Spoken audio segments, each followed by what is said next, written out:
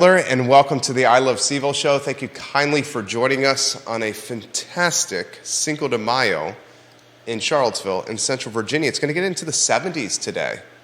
I'm wearing this blue jacket on this talk show right now strictly for aesthetic. I'm not cold by any means. This is strictly an aesthetic and vanity play right now. I just thought I would let you know. Cinco de Mayo, Johnny Ornalis, a friend of the program, he owns Guadalajara on Fontaine and El Mariachi on Zion's Crossroads. He came by the studio today, dropped off a bag that included a gift card for yours truly, a gift card for Judah Wickhauer, and margaritas. Ole, Judah. Margaritas right here. Are you're gonna drink it out of the Tupperware? I see. You don't want to pour it into the glass that's sitting literally right next. Hey, I'm not. That's cool. I don't know if it'll all fit. No. It definitely will not all fit. The glass that's sitting next to you is a sipper, like rocks glass. But Johnny Ornalis, El Mariachi, Guadalajara, sit outside at Fontaine, sit outside at Zion's Crossroads, enjoy Cinco de Mayo with your loved ones. It's literally one of my favorite holidays. A holiday much like St. Patty's Day where it's kosher to have a sip or two during the daylight hours. And in the case of Real Talk with Keith Smith, in the morning hours. Ole. Here are some of the topics we'll cover on this fine and fair talk show. Youngkin, the free market guy. Youngkin, the Carlyle Group, the CEO of a hedge fund, a money company. He says, I don't like where the hemp and vape and Delta 8 and the CBD markets are going. The CBD businesses are going. So he wants to get in, the governor, and he wants to muddle the waters, and he wants to use red tape and policy and legislation to try to slow down the free market and the invisible hand that we call capitalism. And unfortunately, very soon, I think it's July 1. In fact, I'm very, very, very, very soon, very confident it's July 1. A lot of the entrepreneurs and small business owners that got into the vape, CBD, hemp, Delta 8 space are finding that the majority of their products are no longer legal. So we got some clients in this space, and we got an email a few days ago that from one particular client that they're no longer allowed to sell CBD products past July 1. So now they're having to do fire sales. Get everything off the shelf as quickly as possible because July 1 is the deadline, and then 80 to 90% of the product that's being sold in some of these stores legitimately is illegal.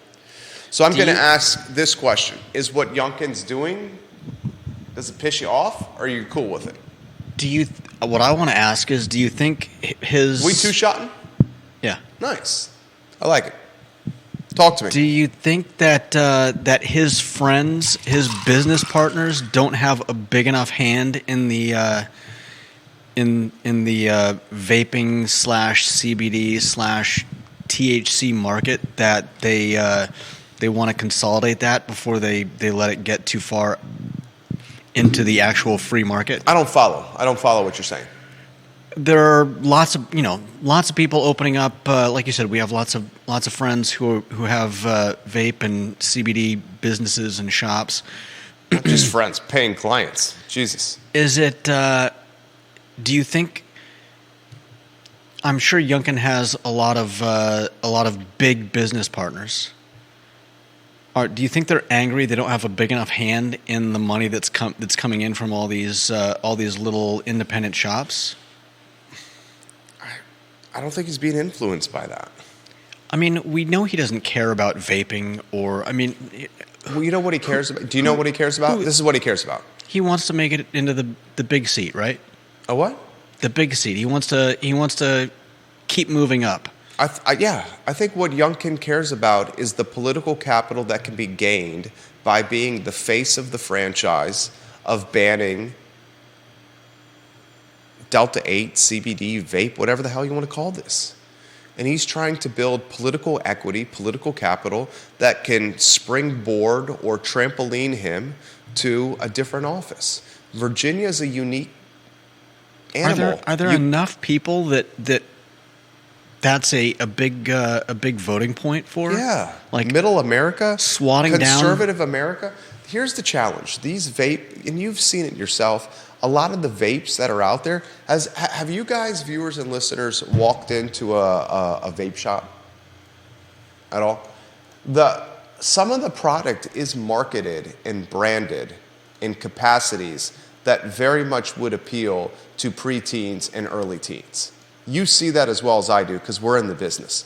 The flavor choice of the vapes, I mean, it's like, we're talking like Fruity Tooty and like Bubblicious and like branding and packaging that would appeal and the size of these, the fact that they're so discreet and hideable, they're appealing to it's like what the tobacco industry was doing in some ways, where they were utilizing the Marlboro Man to make tobacco use cool, and how the tobacco industry utilized its connections with Hollywood to infiltrate tobacco into movies, where leading characters were seen, dragging a dart or smoking a dart, right? I feel like this is a giant problem with our country today, is that rather than having a talk with your kids or knowing your kids well enough to see signs of drug use, like drug use or vaping or whatever, our immediate response is nobody can sell this stuff anymore. Yeah. I mean, 2023, it's always reactionary as opposed to planning type of world. Now, I'm torn on this. Or how about personal responsibility? Here's what I want to do in localizing it with Charlottesville. Kids. Here's what I want to do with localizing it to Charlottesville. This is why I'm bringing this up to you. If on July 1, these shops can't sell 80 to 90% of their product, they go out of business. They're closing. Yeah, what do? You can't... If on July 1... You throw out... The shops around this area, including clients, plural, this hurts our bottom line. Along with, the clients that have put life savings into this stuff. Not to mention the city that gets tax revenue on everything that's sold. And then furthers the vacant storefront index in Charlottesville, increasing it. We talked over the last couple weeks of why these business models have gained such significant momentum. The obvious thing is they're selling something that's addictive. The second thing is they need one store associate to man the store, so the overhead is limited. I don't think that's really an apt description. What? That they're selling something addictive? How do you, what, come on, dog. You're going to tell me that this is not it's not addiction? There is a certain aspect of that. Same thing as coffee. I'm not throwing shade on it. Coffee, caffeine, you're selling addiction. There is an aspect of addiction, but there is also... I dare you to go... I dare any of you out there to go and talk to the people working at Skooma. It's not... The owner of Skooma is a friend. I saw him 2 days ago. No, I know. They're good people. But I'm saying to others, go out there and talk to someone working in Skooma or a vape shop. They are not. It's not just kids. Obviously, they shouldn't be selling to kids. It's not kids. There's age limit, dude. Age limit. Yeah, I know that. Let's clearly make sure we say that. I know that. Okay. But my point is that it's not people looking for a hit or a fix. Yeah, let me jump in here. It's a lot of folks that are patronizing places like this for pain management remedies. That's what he's saying. Sleep. Yeah. Other issue. There is an actual market for this, and it's not just addiction and people wanting to 100%. 100%. And I'm torn on this. I'm torn on this because I know the owners of some of these businesses, and they have legitimately vetted their product, and they have their business reputation, which is how they pay their bills, on the line. So these individuals, these owners of these businesses, have the most to lose with breaking the law. So because they have the most to lose, the product they're selling is the best vetted.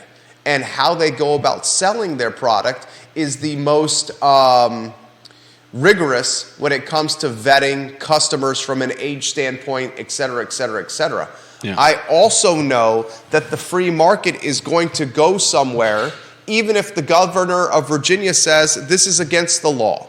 So just because Governor Glenn Youngkin is going to say you can't sell these products on July 1, the products are still going to sell. They're just not going to sell on downtown Charlottesville.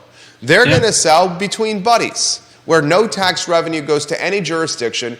They're going to sell between buddies or between people that barely know each other that met on Snapchat or TikTok or were told or connected through the grapevine. And the product that's going to be sold from people to people isn't going to have the same level of vettedness, the same level of certificates of authenticity or certificates that outline what's in the product. It's not going to have the same rigorous standards of checking. Youngkin is a businessman. He comes from the business world. He realizes that if he signs this into reality, which he has, it's not going to prevent the sale of this. It's just going to take the money out of Virginia. It's going to give him strictly a feather or an arrow to leverage on his way to higher office.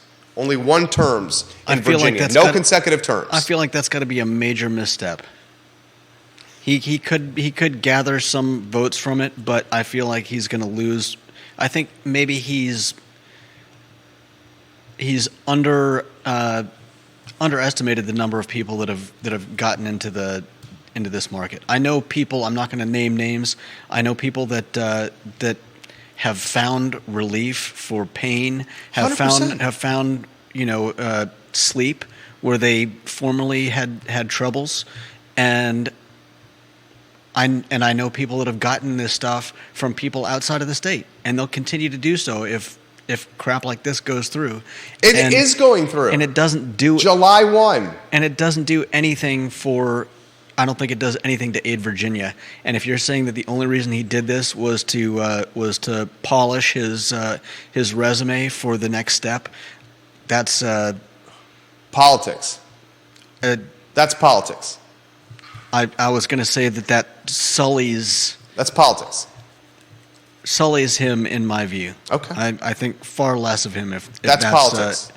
He's doing this because that's politics. It's a damn shame. Because he can't have a consecutive term in Virginia as a governor. So when this term is up, what's the man going to do? That's politics. He's looking to climb to a higher office, right? Here's the Jamie Turner watching the program as we speak here. I thought the governor was a free market guy. Virginia lawmakers approve Youngkin's changes to the hemp bill. The changes intend to ensure the continued availability of therapeutic CBD products while toughening efforts to clear store shelves of products with Delta-8 and THC.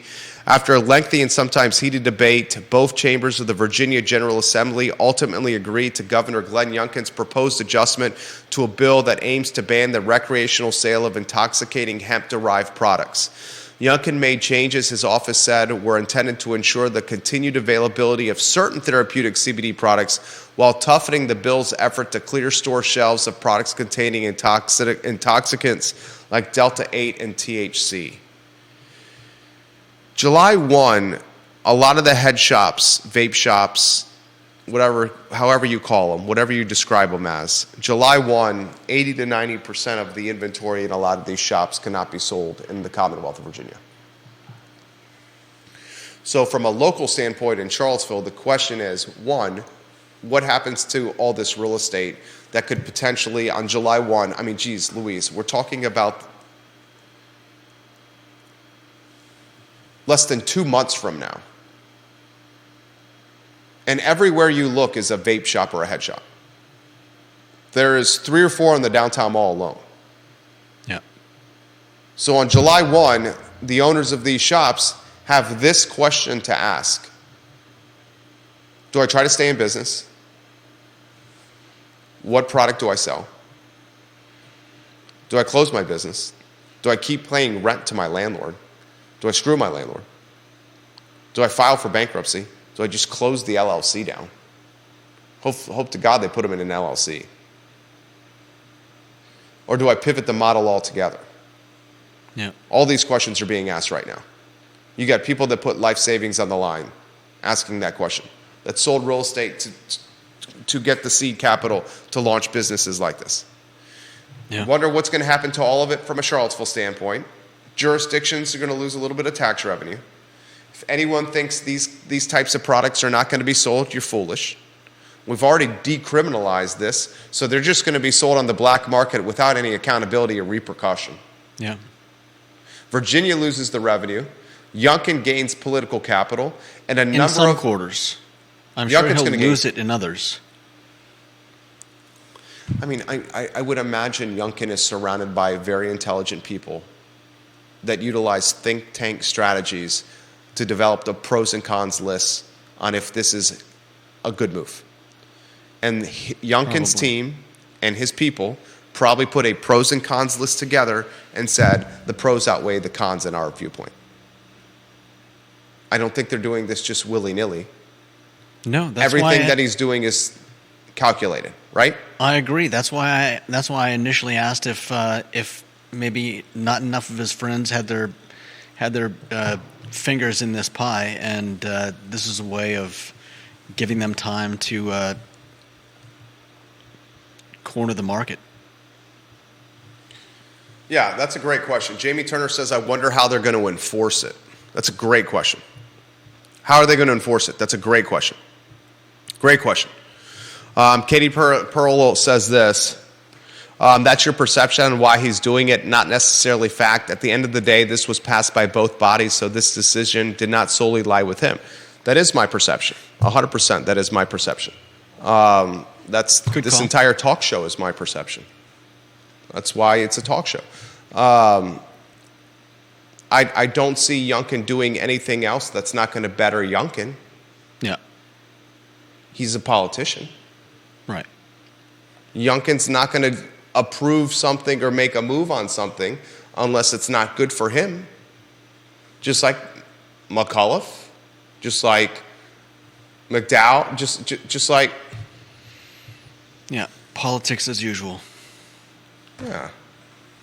I mean, how it pertains to Charlottesville is the opening of the storefronts, and where's the next opportunity? That's what I'm curious of. Where's the next opportunity? And I don't have that answer right now.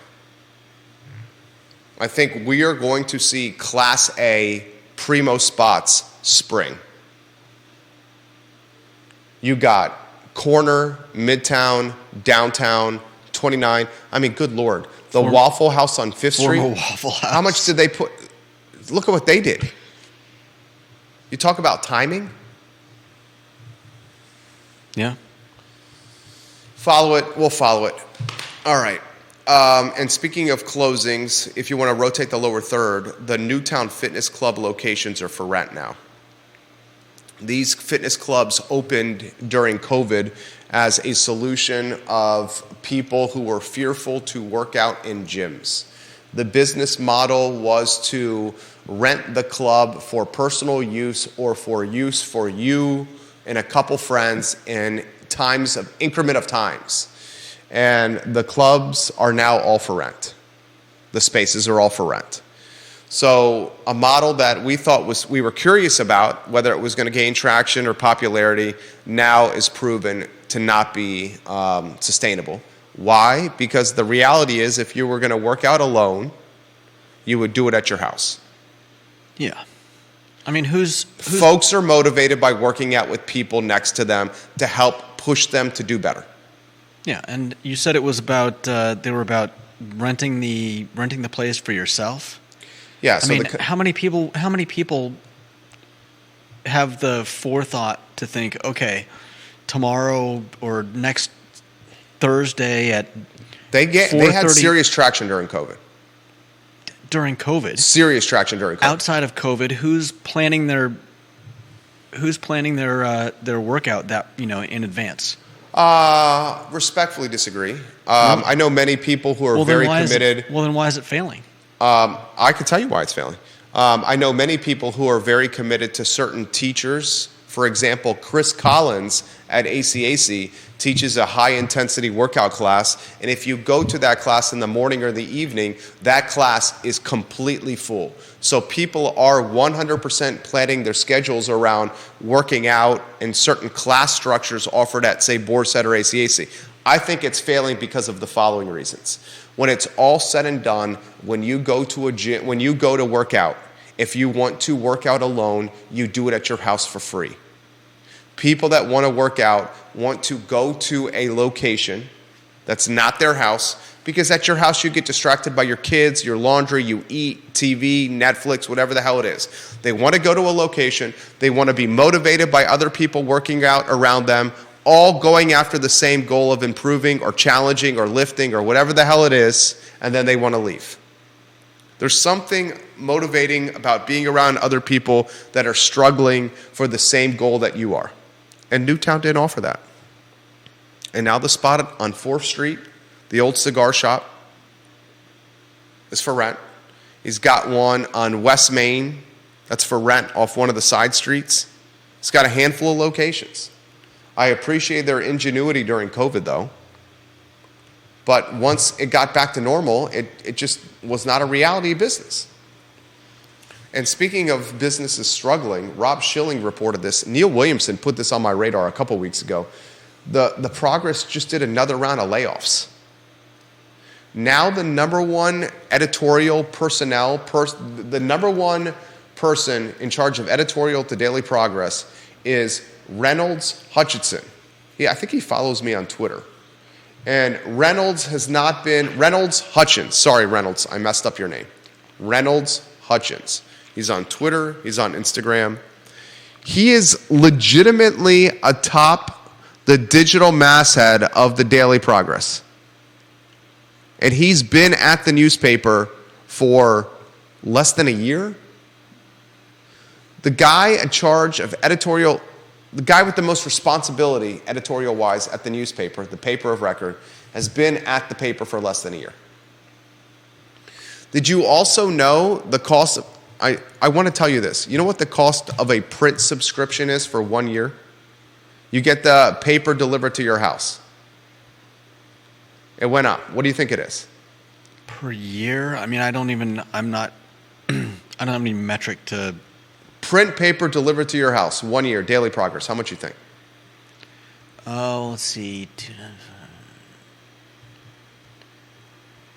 $5,000.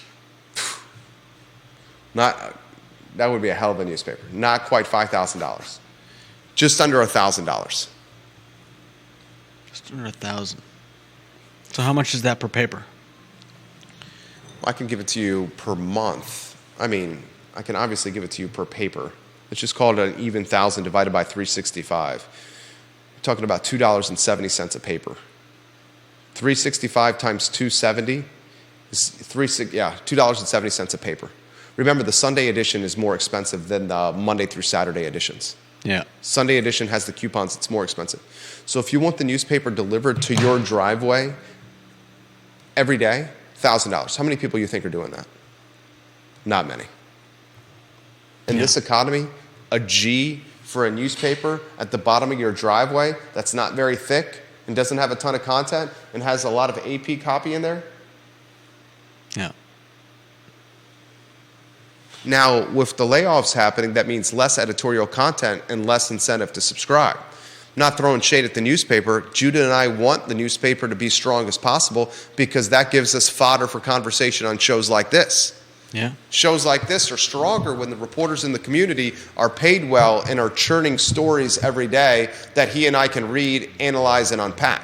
And the community is stronger. Community's stronger when the press is strong and is holding people accountable. There it is. That's why I'm bringing it up today on the show. Rob Schilling reports you lost your editorial editor, your editorial commentator, your writer for your editorial page. You lost the president of the group. I mean, it's to the point where it's like, you know where I started getting really bleak on the future of it? I worked at the newspaper. as you know, as many people know.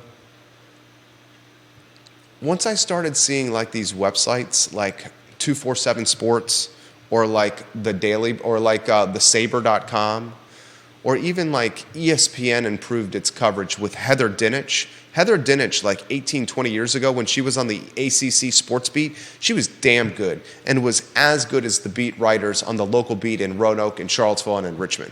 So I was like, all right, the Daily Progress, when I was working for the newspaper, fresh out of UVA, very entrepreneurial. I was trying to look at ways to optimize or if newspaper was the future for me professionally.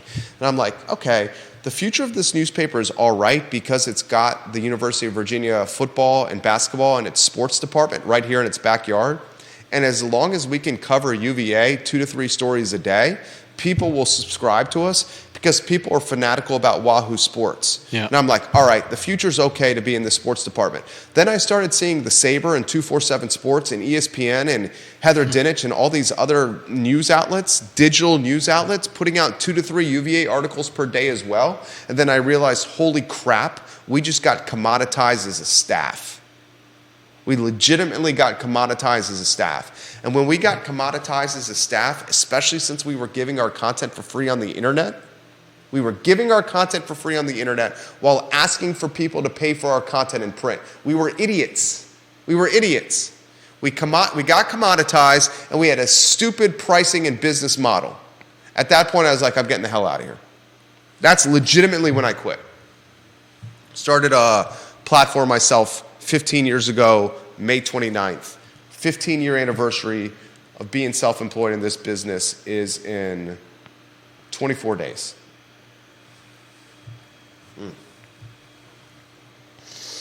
Oh, and I saw a ridiculous story. Listen to this. I was reading this on one of the family members of someone that I used to work with. When I worked at the Daily Progress, ladies and gentlemen, they used to print the paper on Rio Road. Yeah. Okay? I remember the spot. On Rio Road. I used to go to the back of the, I used to go into the printing room, into the printing press, because I was low man on the totem pole and oftentimes had to proof the paper before it went to the pad. Before we put the paper to bed, we proofed it. And proofing happened somewhere between 11:30 and midnight. Oftentimes we were proofing 11:50 to midnight, and that 10-minute window versus the 30-minute window, a lot more mistakes got in the paper, which I'm sure you guys realize from time to time mistakes happen. Anyway, long story short, once we proofed the paper and put it to bed, I used to go to the printing press to hang out with the guys. It was a team of 4 or 5 guys. This guy Frank led the charge. These were guys that were skilled craftsmen running printing presses. It was a skill, like running a printing press. You took these slabs and you had to legitimately like adjust them perfectly to go through these press. It was like a legitimate profession running a printing press. These 5 or 6 guys, Frank, Mark, and a couple of these other guys, Gary, got to know them, salt of the earth guys, went straight from high school to the printing press business. They knew no other skill. One day, corporate walked into the printing press. I think this was when Lee Enterprises purchased the Progress and other brands from Warren Buffett's outfit. Okay, One day they walked into the printing press at the Daily Progress and sat the 5 or 6 guys down and said, the paper's now being printed in Richmond. We're taking this department and it's being vaporized. You have 10 minutes to collect your stuff and get out of the building, and your health insurance is only active for the next 5 days. Damn. And you're talking about people that have never known any other profession that went from high school into this business. You're talking people that were in like their 50s. Yeah. That's...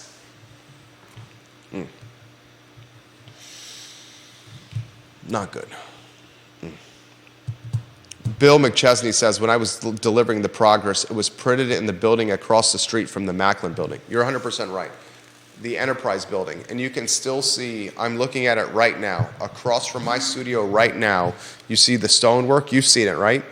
Can we get that? I don't think the cord will offer enough. But you can still see the Daily Progress on the stone right next to the sign of the Enterprise Center. If you walked out that studio door, Judah, and to the right of the Enterprise Center, I don't think the studio camera would go that far. But he's exactly right. I can't see it, so yeah. It literally was downtown. Let's go to Deep Throat on Twitter. Yes, Deep Throat. The editorial writers are all gone. And the only newspaper that's keeping an editorial team is the Richmond Times-Dispatch. So Lee Enterprises, which is the largest newspaper owner in the Commonwealth of Virginia, they own the Daily Progress and Richmond Times-Dispatch, among a number of other brands. They have eliminated, to save money, the editorial departments. Often it's one or two people that write the editorials. The only editorial departments of all the newspapers they own in Virginia that are saved is the one out of Richmond, the Richmond Times-Dispatch. And that editorial department has now been instructed to create editorials that will appeal to readership across various Commonwealth jurisdictions, as opposed to editorials that are specific to the Richmond market. So that's what they're doing now. Deep Throat also says this: on the high fiscal delivery price, pure cash cow milking strategy. They know they have some lazy subscribers who don't bother to counsel. The Daily Progress just keeps hiking to maximize the revenue from zombie subscriber basis. That's right. That's 100% what it is. That's insanity. That's exploiting elderly is what that is. Yeah. The Daily Progress realizes there's a portion of the population that is elderly. That doesn't realize what they're getting charged with. No. Well, maybe that. Yes, you're right. You're 100% right. Not only that, but thinks that the newspaper is the lifeline to living in the community and figuring out what's going on. And this paper keeps getting delivered to them at a higher clip. You mean at a higher cost? Higher cost. Lower clip, skinnier paper. Yeah. They're exploiting that demo primarily. Yeah. The Progress. He's exactly right. Jim Hingley watching the program. Jim Hingley sends this text. Before printing at Rio Road, the Daily Progress was printed on Market Street across the street from us. That's right. The loading dock was on 4th Street. I remember seeing the huge paper rolls being delivered there. Wow. He's exactly right. I'm looking at the signage. Hey. I'm looking at the signage literally across from our studios where the Daily Progress is printed. Jim says he remembers seeing the huge paper rolls being delivered to the loading dock on 4th Street. $1,000 a year to have the paper delivered to your house.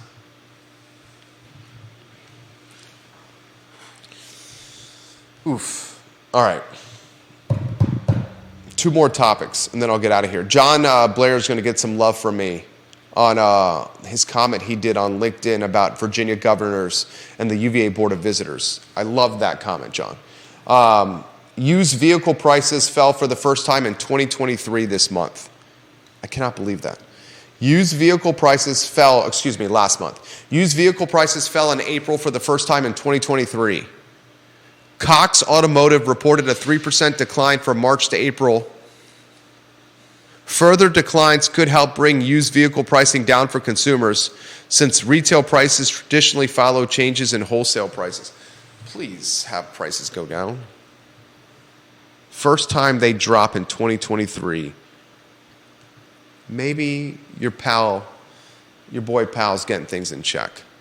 Carol Thorpe, Queen of Jack Jewett, says this: the Daily Progress upped my digital-only subscription by more than $10 last month without notifying me, and charged it to my credit card. This is the second time it happened, and I called this week to cancel. Damn, that's dirty. That is so dirty, Carol. I'm sorry that happened to you. Did you hear what she said? Yeah, they charged her card without even notifying her, and raised her prices without notifying her either. The DP, she says, upped my digital subscription by more than $10 last month without notifying me, and charged it to my credit card. It's the second time this has happened, and I called this week to cancel the subscription. Bill McChesney says we cut down to just the Sunday edition for coupons. The coupons went to crap, so we cut it off completely. That's what I'm saying, man. I don't think folks truly understand the news desert we are in here. We are in this world-class, okay, we gave ourselves this moniker, but we have the University of Virginia here. We got all these schools at UVA that are evidently top in their field in the world. We got a hedge fund row. We got breweries. We got wineries. We got so many effing stories to tell. Could be amazing. I know, but it's head up. It's you know what. We're in a legitimate desert here. Philip Dow says, what you are describing is my parents. They depend on the newspaper and would never counsel. They're exploiting the elderly. Nora Gaffney says, I used to get the end of paper rolls from the Progress for kiddos to do art on. Nice. Oh, thank you for sharing that, Nora. That's pretty sweet. Sherry Wilcombe says, Wilcombe? Is it Wilcombe, Sherry? I think it's Sherry Wilcombe. I always cancel when they hike my bill up. Then 2 days later, they call and get it back for a price I canceled at. I haven't done an increase in at least 3 years. My husband reads it. Otherwise, I'd cancel completely. You know what really irritates the hell out of me? This is what irritates the hell out of me. When, like, the cable company or the newspaper or someone you're paying a subscription fee raises it to a rate that is too expensive, you call them to cancel, and then to save you, they offer you like a 25 or 20% discounted rate just to save you, to keep your business. Because they know that... That's the price! Because they know that probably less than 1% of the that people... That pisses me off. ...will call in and get the actual... the what it's worth. Well, you're 100% right about that. You're 100% right about that. But if they're giving you the 20% off price when you cancel, that's the price. That's what I'm saying. That should have been the offer. They know that so few people will actually call and get the right price, and they have no problem charging the wrong price. It's profits over people. That's your line. That's going to be my line. That's your line. I think that's going to apply in a lot of things that we discuss. Profits over people. That's J-Dub's line. Carol Thorpe said, I told them to shove it. That was more than double the cost. The mayor of McIntyre says you could stand on 4th Street and look through the garage doors and literally watch the presses rolling. For years of my life, I watched the newspaper presses print the paper, and it was awesome. Yeah, that's I really remember cool. when I had a byline, I had, 8 or 10 bylines on A1, which is the front page. And I remember every time I got a byline on A1, I would go back to the press and take the first newspaper off the press and save it. And a lot of people don't realize this. The first newspapers that come off the printing press, they're thrown away because the alignment is often not perfect on the first few. The first takes one or two to get everything handful of newspapers are their checks of the alignment of the press. So I would always want to get the first handful of ones because they were the irregular ones, which I found them to be more one of a kind. Nice. All right, you want to talk about the swatting? That was your suggestion. I was shocked of the swatting. Youngkin and swatting. You want to talk about that? That was your idea. Yeah, I mean, in this case, I appreciate that that Youngkin's doing this. I think it's a good thing. You got to tell them what swatting is. Swatting is the act. I mean, you know, we've all heard of fake. What do you call it? Fake emergencies. Fake call-ins to schools and other institutions where somebody says, "Hey, you know, there's a bomb threat," or "Hey, I'm going to come and do something horrendous like shoot people." Swatting is this: bomb threat called, threat to a school called, SWAT team has to arrive. Yeah, that's swatting. Yeah, we've seen that in Charlottesville Public Schools and Albemarle County Public Schools. I mean, we've seen it we've seen it everywhere. We've seen it across America for years, if not decades. So it's not really anything new. I mean, it's similar to somebody pulling a fire alarm in a school, and everybody's got to file out, and the fire department has to come check the place out, make sure everything is safe before they let anyone back in. So it interrupts the school day. It probably terrifies some kids that don't know what's going on or are worried that this might be an actual fire or an attack. Can you imagine a bomb? A SWAT team officer? You have no idea what's going on. And a SWAT team officer in complete gear and get up and machine gun walks by your school door, your window, or your classroom door in the window, and you're terrified in the classroom, and you see that, Yeah. that would scare the bejeebus out of some kids.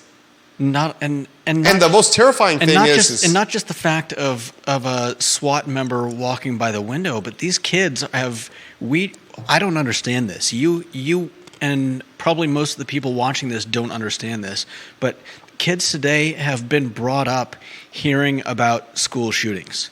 It is life for them. Whether or not it's happened at their school, that is their reality. They live. I can't imagine living in fear that somebody might walk into my classroom and start firing a gun. I can't. That reality. I've never lived in that reality, and it's terrible. I can't imagine. Having kids that are terrified of that on a daily basis is truly one of the tragedies, I think, of life in America today.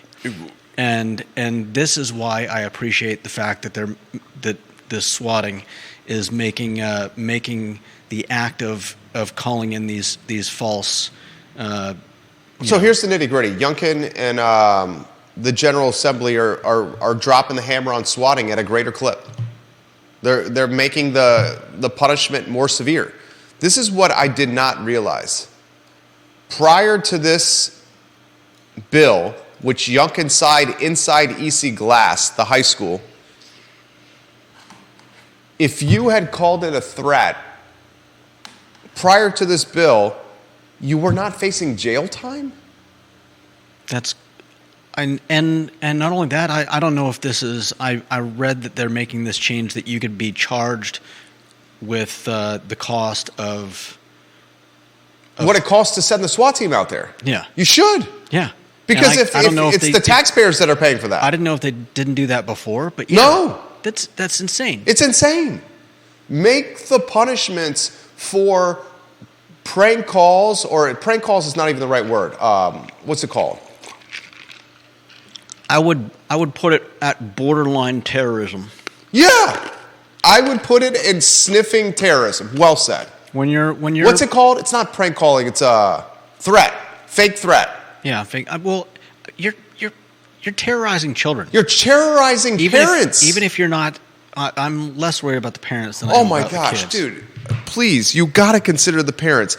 A mom or dad in a school, a mom or dad with their kids in the school. If they hear, I mean, I thank the Lord have not been in this situation yet with our children, our boys. But if we had heard or rumor mill with social media, how these spread so quickly that there's something going on at the school, my better half would beeline to that school, kick you, not a lady you want to cross. Mm-hmm. I believe. Trust me. I didn't realize the penalties prior to this bill were so weak. Anemic. Yeah, so weak. And I agree 1,000% with what you said about in the terrorism category. Well said. Strong comment. All right, I want to get to the more you know here, if you want to put the other headline on screen. The Virginia governor, this is from John Blair. He let me know this over LinkedIn. I love stats like this, John. Virginia Governor Godwin, the only governor to serve 2 terms, 1966 to 1970 and 1974 to 1978. He appointed 32 separate people to the Virginia UVA Board of Visitors. He had the most influence with the UVA Board of Visitors with the 2 terms, 66 to 70 and 74 to 78. No back-to-back terms in Virginia, remember. 32 separate BOV members appointed by this guy. That's a great trivia question. You're at a cocktail party, or you're at your dinner function, or you're somewhere this weekend, and you want to get a conversation starter going. That's a good one. Who do you think is, first off, I don't know if a lot of people realize the governor's appointing the Board of Visitor members. Secondly, you could start with that. Secondly, you could say, did you know Razor Blade Ellis is on the Board of Visitors? That's fascinating. Dude drives from Georgia with a razor blade to sign off a door and still gets appointed to the Board of Visitors. That's fast. That's a conversation starter. And that's literally what he did. Sure. How is that not what he did?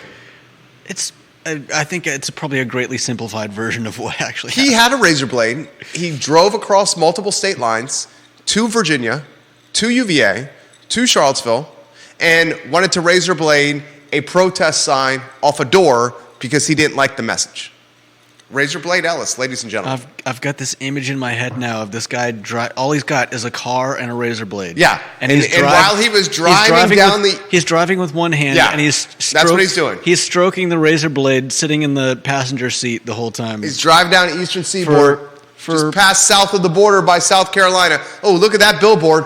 I got my razor blade in my hand. I'm going to razor blade that damn sign off that girl's door. I can't wait till I get to grounds. I wonder how she's got that sign on that door. Is it Scotch tape? Is it duct tape? Is she using that little sticky glue that she puts on the back of that sign, that putty? Either way, this razor blade's going to chop it down. That's what he was doing. Sorry. Oh. Juan Sarmiento says the razor blade is in between his teeth. The whole way. That's a long drive. Like a pirate, where he puts it like the knife in between his teeth. Arr. Oh, God. Cinco de Mayo.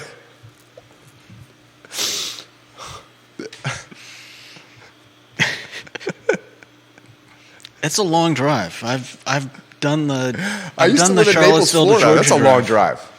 Oh, Maria Marshall Barnes. Sorry, what is this? Is this threat now? Speak of the devil. Published on NBC 29. Thank you for sharing this with us. Speak of the devil. Maria Marshall Barnes. Guess what just happened? Albemarle County Public Schools investigating social media threat. Literally published 52 minutes ago. On Friday, May 5th, students at Lakeside Middle School shared a cell phone image with their principal that contained a general threat against an unspecified school. Albemarle County Public Schools said the information in the message was not relevant to any schools in the division and deemed it not to be a credible threat requiring the disruption of normal school operations. On cue. Some dude, bogus social media threat. Yeah. Drop the hammer. Yeah. The sad thing is you can't not take those seriously. You have to take it seriously. Every time there's one of those things happen, I want the full weight of the police force to go and investigate, and then I want them to get the invoice and the bill and give it to the mom and dad of the kid. Yeah. You talk about the moms and dads being involved. Seriously. I agree with you. Every social media threat that happens, send every single member of the SWAT team and the police force to the school to investigate, do a very thorough job, do not cut corners, then take the invoice and give it to the mom and dad. That's what you do. Yeah. And see what happens. And see how many more of these social media threats happen. Yeah. So tired of all that. Get more tired of it as a parent. All right, we got to close. Margarita's good, Johnny Ornalis. El Mariachi or Guadalajara Fontaine for Cinco de Mayo. We're enjoying a delicious margarita right now. Thank you, Johnny. Thank you, Guadalajara Fontaine. And Johnny Ornalis and El Mariachi. Yeah. All right, anything you want to close with? What you learned? Final thoughts? Anything else on your mind? Show is yours. Anywhere you want to go. You can go Yiddish.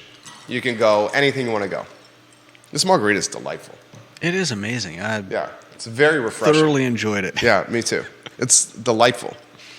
It's very refreshing. Do you want to close?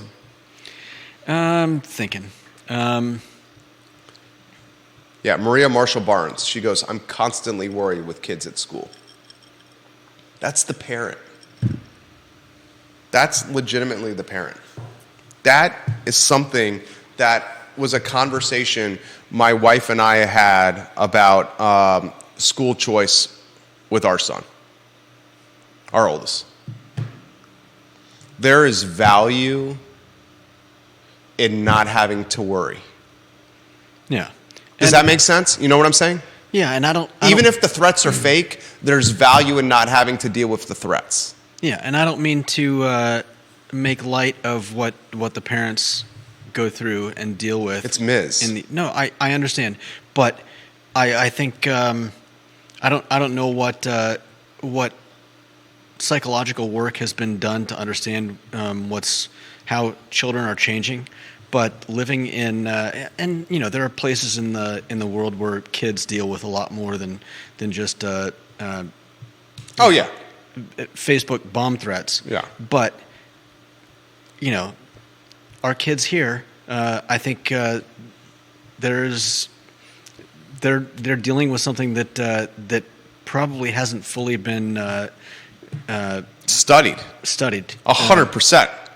And living with that kind of fear, I think there's brain chemistry. Our kids are growing. They're changing. They are I shudder to think how this affects them in a long term a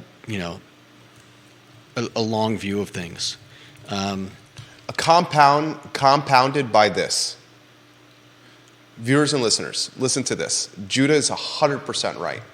Not only today's student living in fear of the gun violence at school, today's student also dealing with the ramifications and collateral damage of COVID learning. Mm-hmm.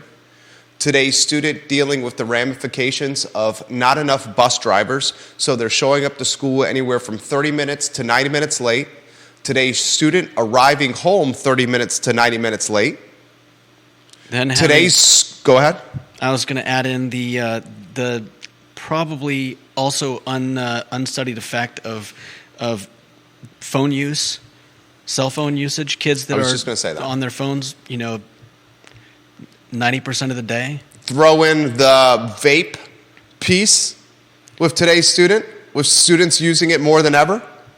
I think, and the political war zone that schools have become.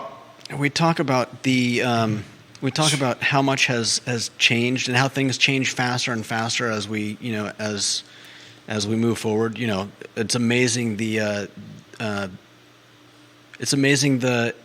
changes, the inventions that we saw from 1900 to 2000, and we all have seen how that's increased the speed of invention.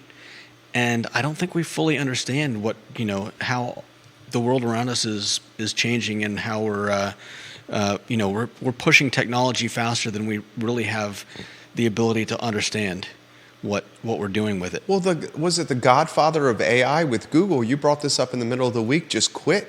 Yeah. Because he's terrified of where AI is going. Yeah. I think he realizes he left something in the hands of people that don't respect it the way he does. The C-suite. This story was out there 5 or 6 years ago. The C-suite of these big tech social media companies, the moms and dads that are in the C-suite of these big firms, do not allow their children to use the products they're building and managing. Because they know how dangerous it is. The C-suite of big tech social media, parents do not allow their children to use their products. Mm-hmm. I want you to think about that. Crazy times, this world. Lonnie Murray. Lonnie, when you comment, I read it. I want to understand the psychology as well of the kids calling in these threats. Are these cries for help? Kids that just want a day off from school? Attention? What's the psychology? Great question. Yeah. It's a great question. Philip Dow in Scottsville says, that fear is why homeschooling is becoming popular. Yeah. It's also driving momentum behind private school enrollment. Mm-hmm. No doubt. Because you don't often hear it there. You know what I'm saying? Yeah. All right. You were on point today. I sincerely mean that. Anything else for the show? Good work? Nothing I can think of. There's so much we could touch on, cover, talk about. Did you have fun today? Yeah, I had fun today. Good. Too. All right. You going to Guadalajara or El Mariachi? I'll see. I'm not sure where I'll be going, where I'll be eating tonight, but I'm glad that I got my. I'm glad You got a gift card. Jo dropped off a gift card too. I got started early last night with some Guadalajara tacos. Tacos are my spirit animal, so I will continue that tonight, hopefully, and maybe on through the weekend. I've heard. I think we've heard from. Was it our our viewers that told us about the Latino Hispanic food in the back of is it the Shell station next to? Yeah, I said that. I brought that up. Fifth Street Extend. Go try it out. It's good. It's across from the market at Tiger Fuel. Fifth Street Extend. It's on the other side of the road. It's damn good. Yeah, and it's a local family. I got my dad some Mrs. Renfro's ghost pepper salsa. Ooh. So when you have that ghost pepper salsa with your dad, will you do a horizontally filmed video of him enjoying it that we can replay later on the show? If I remember to. Please. Can you put a note in your phone to remember? Should we get Big Jim on the show? Does he follow current events closely? Charlottesville current events? I know he's got an opinion. The question he's always is, got an opinion. I don't know. I know he has an opinion. I don't know how the close question is, does he have an opinion on stuff that he's read and follows current events? That's the tough part. We don't have to pressure. John on LinkedIn, Esquire Blair, JM, do you realize you can get a daily subscription to the Wall Street Journal cheaper than a subscription to the Daily Progress? There you go. Fantastic comment. And that right there puts things in perspective. I'm not sure.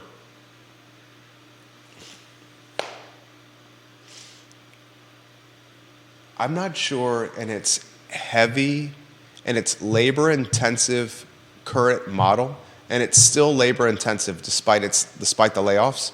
I'm not sure in its current model that business model can survive. Yeah. Cut the print out altogether. That's a no-brainer. You're going to lose some revenue with the older folks that you're exploiting by charging them $1,000 a year. Yes, I know. But how much does it cost to print that paper and deliver it, circulate it? A boatload of money. Take the digital model, hire 3 writers and 3 salespeople, and run it with 6 people, and that's it. I mean, good Lord. We're running the I Love CVille Network with 2. Now, we're working our tails off, but I think we're beating them to the punch. I don't know. We're offering commentary. They're no longer offering commentary. That's the talk show. Judah Woodcower. Jerry Miller. I Love CVille Show. Presented by Scott Wagner Integrated Medicine. The content creator did the deal for the advertising as well. Dr. Wagner's got your back. Scott Wagner Integrated Medicine. For Judah, I'm Jerry. So long.